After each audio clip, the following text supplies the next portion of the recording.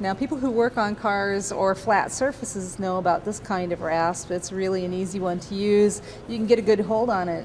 And I want this to be a fairly flat surface because she's supposed to be sitting on a woven mat. So I'm going to use this direction to scoop some of this stuff off, just like a big cheese grater for sculptures. And you can see that we actually can make it really smooth, really fast with this tool. And we've got a lot of debris in here. So this is a great tool to save you a lot of time.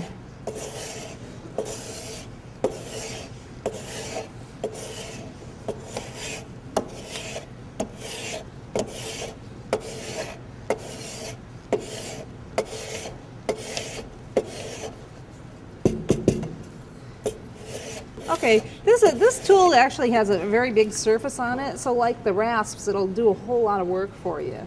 And it's got also like a big spoon, so it'll pick up a lot of stuff. If you have arthritis or something, this is a good tool for you, or if you're a little kid, because you can get a hold of it and really kind of control it and press down. And you can see that it is getting very smooth here, where it used to be really lumpy like that just a couple of minutes ago. These are tools that you can get just about anywhere.